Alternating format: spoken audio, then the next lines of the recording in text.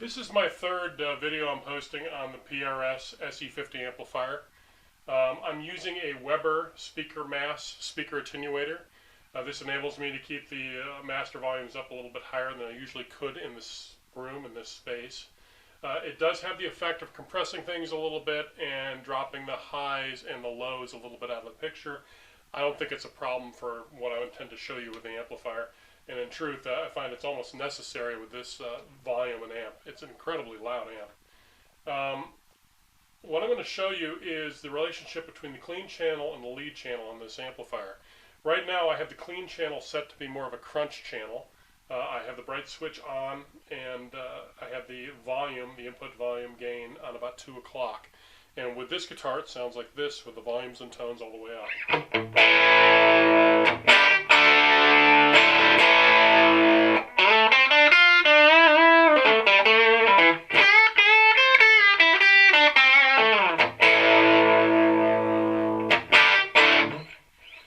So it's kind of right on the cusp of the distortion and clean sound. I can get a little more clean if I drop the volume down.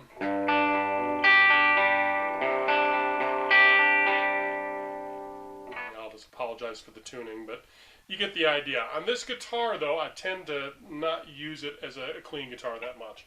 Pretty much this is the setting I use it for. I push this channel with a Keeley Overdrive.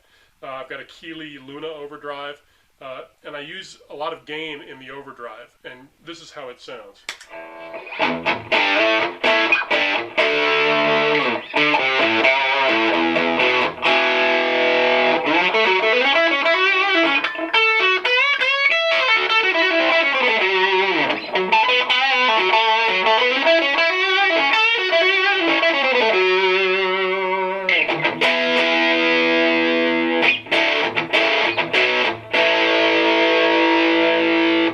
Overdrive in place, I can drop the volume a little bit more on the guitar and use some of the fatness of the overdrive. Gives me that clarity I'm looking for with all the depth and the fatness.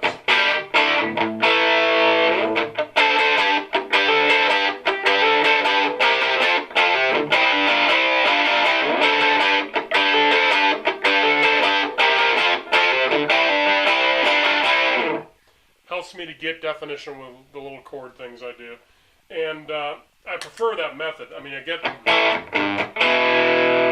almost like, you know, that Tom Petty crunch thing. It's real warm, but has that bite when you hit it. What I wanted to show in this video, more than anything else, I suppose, is the relationship between the tones on the clean channel and the lead channel, and I'm pretty certain that this is an intentional aspect of the amplifier.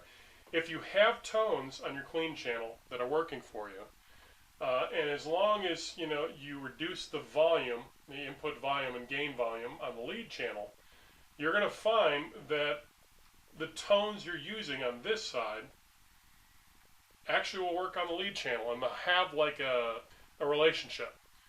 You'll actually just find that this becomes a continuation of this channel. So here's the clean channel set like this.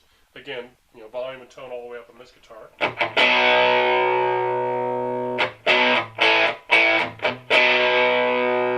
And this is the lead channel.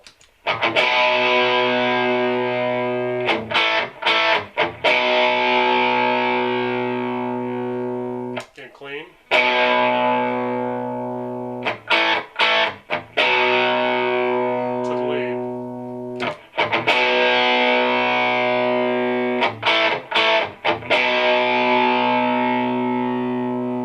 Obviously more gain on this channel, although if you drop it down even farther, this is usable down to 7:30, 8 o'clock in position.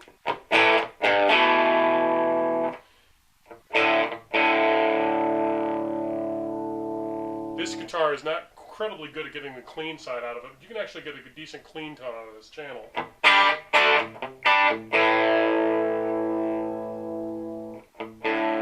Give it a little bit more gain here. There it is, about 8 o'clock. And again, it relates very well to the other side of it.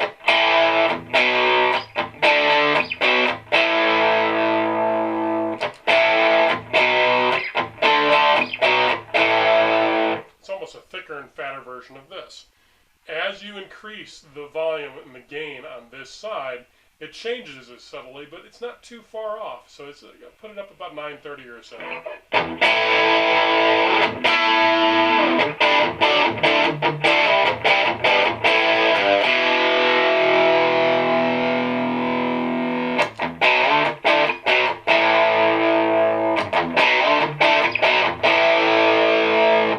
So this is unique to me. I've dealt with a lot of other amplifiers in the past, but rarely have I dealt with one where there's such a good relationship between the tone stacking.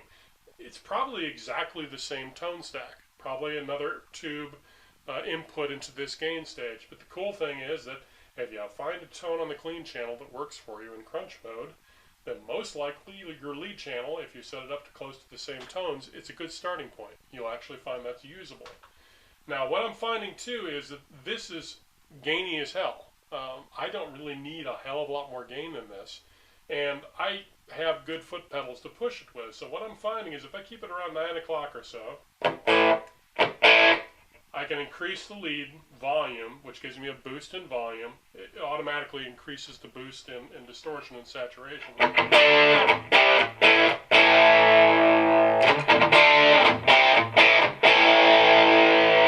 And then if I keep it at a lower input gain stage, I can still use the same pedal setting I used on the clean channel.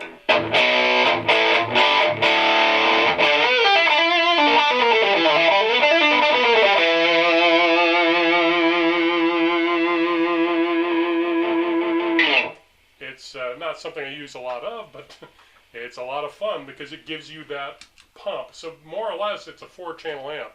With a good boost pedal, you have the ability to kick in an overdrive on either one of these channels and more or less make it work for you. So it's kind of nice.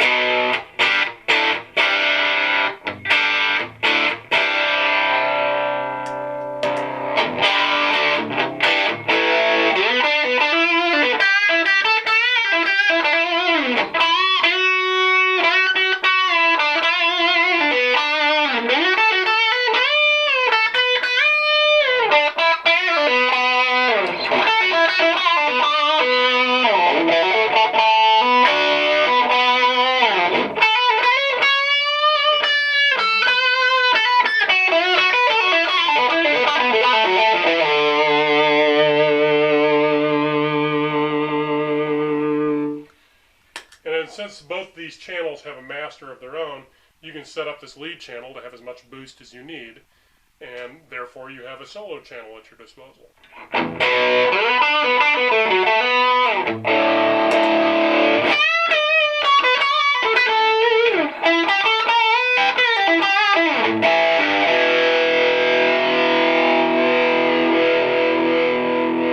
again, backing down on your volume, you get a little more clarity.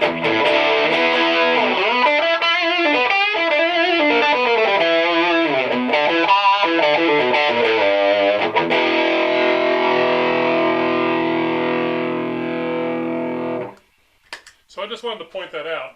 Again, if you have your clean channel set up where it's good crunch sound for you, then most likely if you set up your tones to match it on the lead side and you switch to it, again, using lower amounts of input gain, you're going to end up with something that's very similar, which again simplifies the process of finding a tone you can work with. So, have fun!